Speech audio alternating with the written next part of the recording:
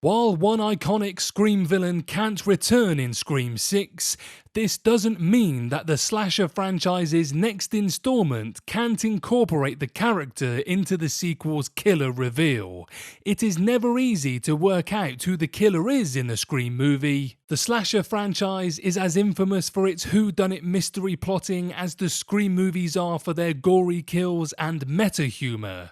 However, looking closely at promotional materials, posters, and the trailer for the upcoming Scream 6 might give away a few of the sequel's surprises early. But before we head back to the land of cloaks and masks, I'd like to say hello guys and gals, I'm Nick, and welcome to Firthy's Feedback. So, while the poster for Scream 6 makes it look like all roads point towards Scream 2022 heroine Sam playing the role of Ghostface this time around, this isn't the meanest twist Scream 6 might pull off.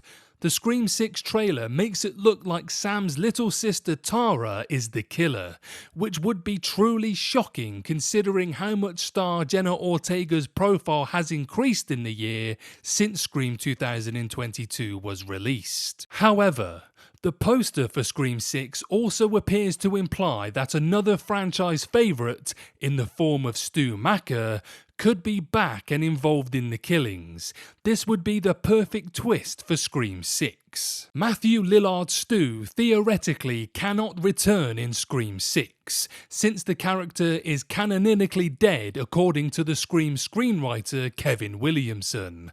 While promoting the underrated Peacock slasher movie Sick, Williamson clarified that Lillard's Stu died during the climax of Scream when a television set was dropped on his head. Furthermore, there would be no point bringing back Stu without Sidney, since it was Lillard and star Neve Campbell's hilarious chemistry that made the prospect of Stu's comeback so promising. Since Sidney won't be appearing in Scream 6, Lillard's return as Stu would be pointless, as well as betraying Williamson's claims. However, this does not mean that Stu can't influence the events of Scream 6. Even if his character is dead, he can still affect the story of the slasher sequel and potentially inspire its villains. The Trainline poster for Scream 6 coloured Stu's dot differently from the rest of the franchise's killers and victims, implying that he might play a role that doesn't fit either of these tidy categorizations. This would be a fitting continuation of Stu's legacy, since the thing that made Lillard's character so unforgettable in the original Scream was his shocking motive, or rather, the lack thereof. The Scream 6 trailer makes it look like there are various Ghostfaces this time around.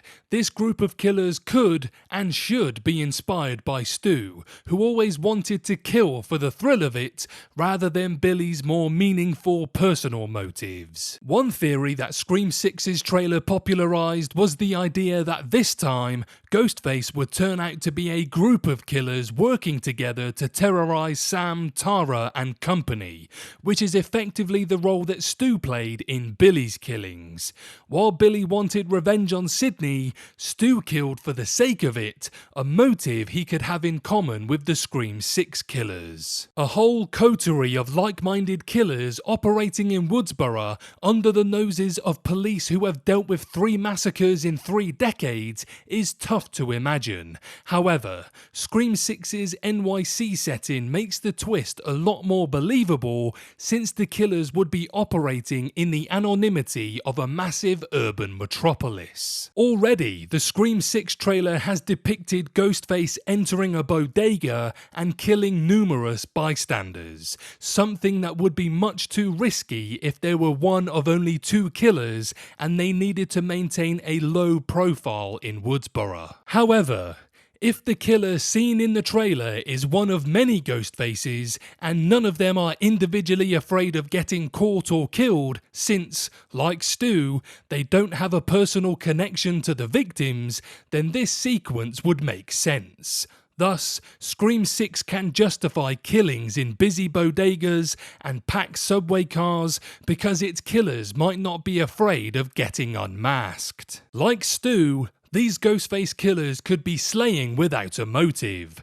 This makes Ghostface's job easier and could give the Scream series a killer reveal that does justice to Stu's legacy in Scream 6. What do you guys think? Do you think the killer or killers will be tied to Stu in some way? Or would you prefer they left the legacy killers out of this installment? Let me know below.